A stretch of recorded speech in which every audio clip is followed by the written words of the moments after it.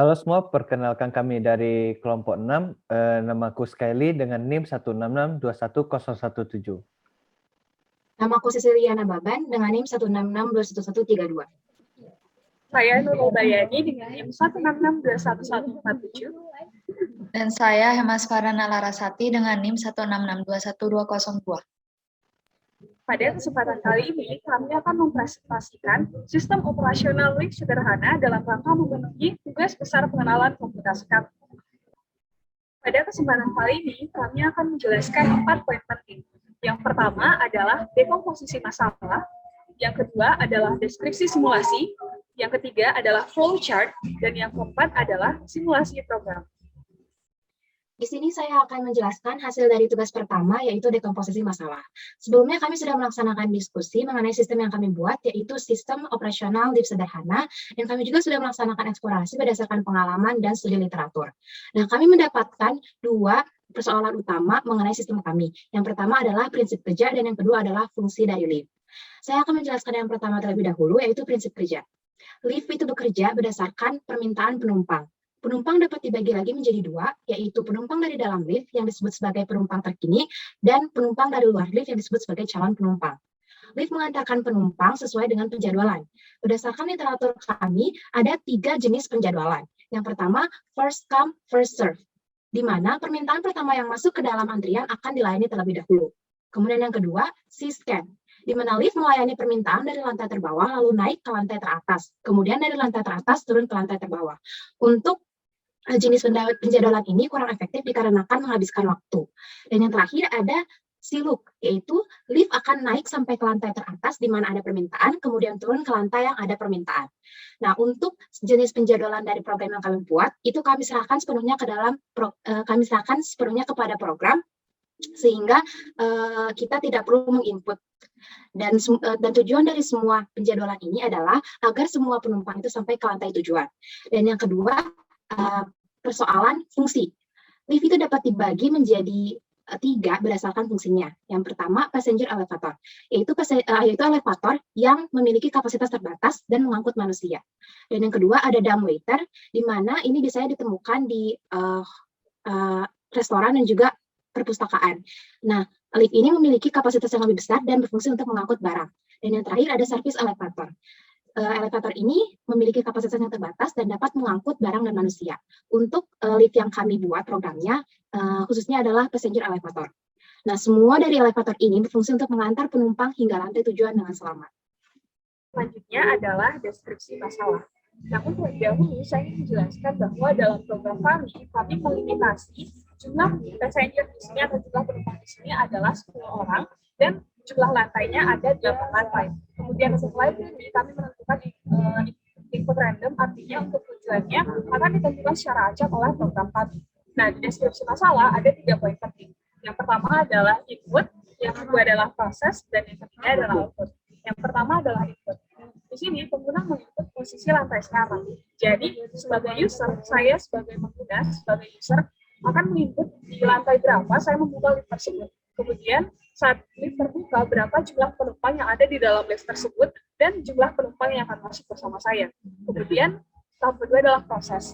Nah, dalam program kami ini kami memanfaatkan beberapa aspek pemrograman dasar berupa sequence, fungsi atau prosedur, looping, dan kondisional. Program mengantar penumpang ke lantai tujuan secara acak. Pengguna dapat memasukkan jumlah penumpang yang akan masuk ke dalam lift setiap kali lift tiba di lantai tertentu sesuai yang telah ditentukan oleh program.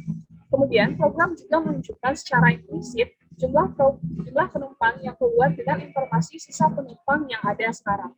Kemudian untuk outputnya, semua penumpang akan sampai ke tujuan dengan selamat sesuai dengan urutan yang ditentukan oleh program yang telah kami buat. Lalu yang selanjutnya adalah flowchart. Flowchart ini akan menjelaskan alur bagaimana program akan berjalan, yang selanjutnya akan dijelaskan di bagian program code.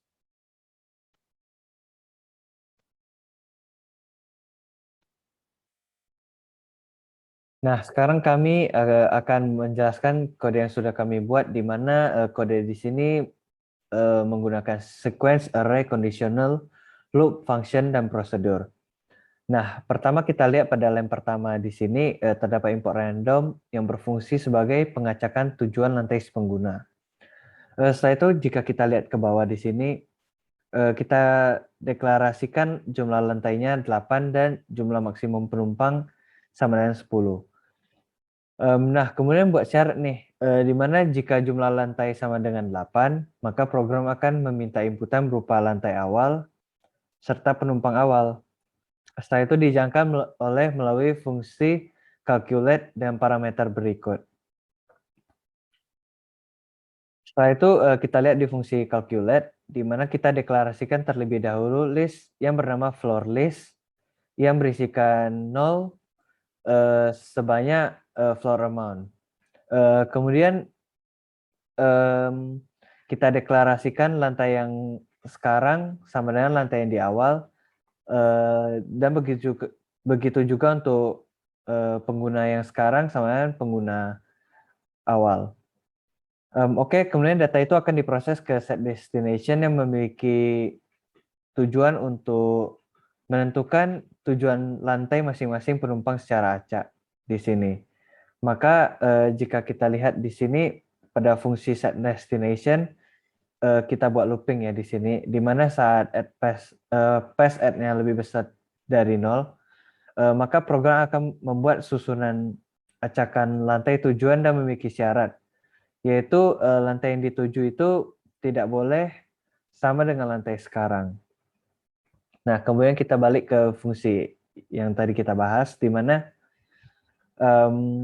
kita buat cek nih, di mana saat jumlah penumpang sekarang tidak sama dengan 0, kita buat syarat bahwa penumpang sekarang itu apakah melebihi batas atau enggak. Jika tidak melebihi batas yang ditentukan, maka akan diproses ke function moveFloor yang mereturn current pass dan current floor. Jika kelebihan, maka akan memprint lift kelebihan beban, mohon kurangi jumlah penumpang. Dan juga akan data tersebut yang current pass-nya ini akan diproses ke remove pass, di mana pada fungsi remove pass ini tidak terdapat banyak perbedaan, yaitu perbedaannya itu hanya di sini pada set destination di sini ditambah, kalau yang floor list-nya ini dikurang. Oke, di sini alasannya ini dikurang ya biar gimana ya, biar kalau misalnya kita dalam bahasa sehari-hari itu kita sebutnya itu orang yang mau mengalah gitu. Jadi kita akan pilih secara acak penumpang yang akan dihilangkan. Nah, penjelasan untuk komputer target floor, di mana ini berguna untuk mencari jarak minimum terkecil. Maksudnya di sini misalnya saya di lantai 3, kemudian terdapat panggilan yang bersamaan di lantai 1 dan 4. Lift itu akan bergerak terlebih dahulu ke lantai 4 karena 3 ke 4 itu lebih dekat daripada 3 ke 1.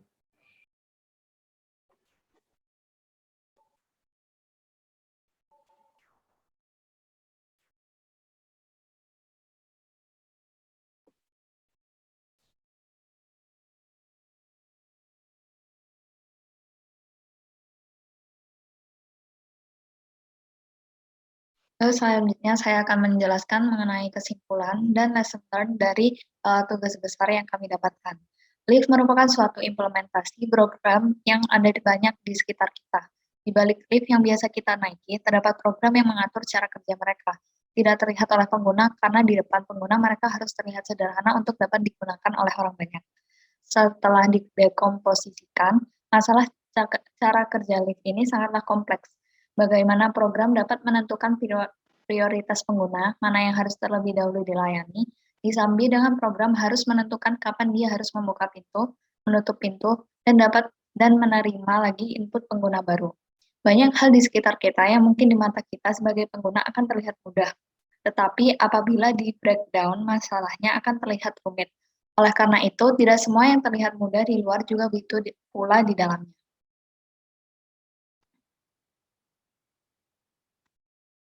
Sekian dari kami, terima kasih.